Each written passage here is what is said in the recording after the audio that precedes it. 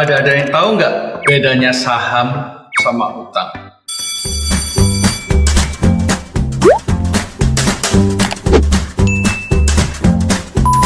Dalam dunia perusahaan, salah satu komponen terpenting adalah pemodalan. Nah, pemodalan ini terbagi dalam dua bentuk. Satu, pemodalan bisa didapat dari saham.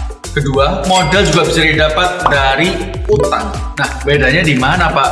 Kalau saham, resikonya itu ada di pemegang saham. Contoh, perusahaan mismanagement, perusahaan nggak bisa bayar utang, bahkan sampai pilot, maka sahammu akan menjadi tidak ada nilainya. Sedangkan kalau Anda menerima pemodalan dari utang, maka resikonya ada di yang terima utang. Jadi perusahaan, contoh perusahaan kalau nggak bisa bayar utang, ya yang nanggung risiko perusahaan. Anda sebagai kreditor bisa menagih, bahkan mempilotkan perusahaan tersebut. Nah, hal ini kan tidak bisa dilakukan kalau Anda posisinya sebagai pemegang saham. Kedua, selain perbedaan di risikonya, juga ada perbedaan di potensi keuntungannya. Ya kan, kalau kita menanamkan uang di suatu perusahaan, baik itu kita nanam saham ataupun kita ngutangin perusahaan, kan harapannya duit itu balik dalam jumlah yang lebih gede. Nah, di sini saham lebih menang daripada utang. Kenapa?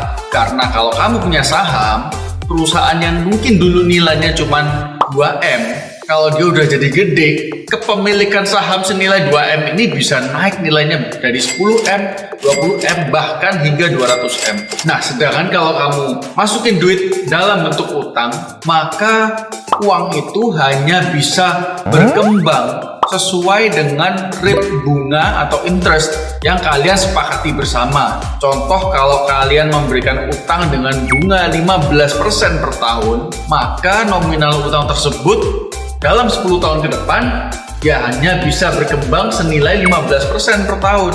Itu pun kalau belum dibayar. Kalau dia dapat investor lalu Anda dibayar, ya udah selesailah hubungan keuangan antara Anda dengan perusahaan.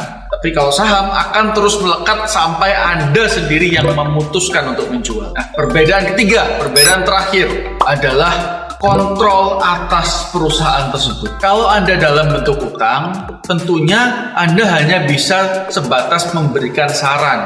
Namun, direktur dari perusahaan tersebut tidak memiliki kewajiban dalam bentuk apapun untuk mentaati saran Anda. Kenapa? Karena posisi Anda hanya sebagai stakeholder.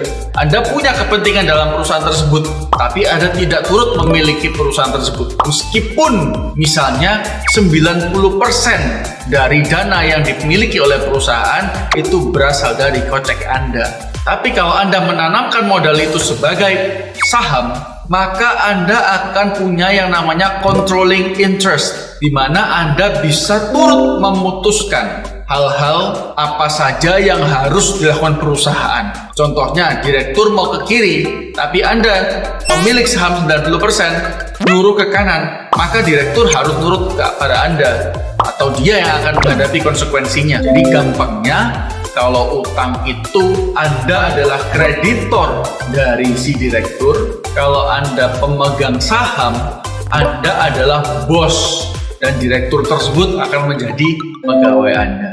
Memang kelihatannya saham lebih punya banyak fasilitas ya, keuntungan lebih tinggi, terus bisa nyuruh-nyuruh direktur, tapi perlu diingat resikonya juga gede.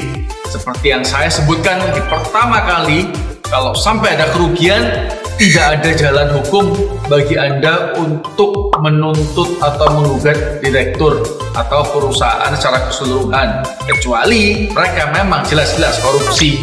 Nah, sekian penjabaran dari saya.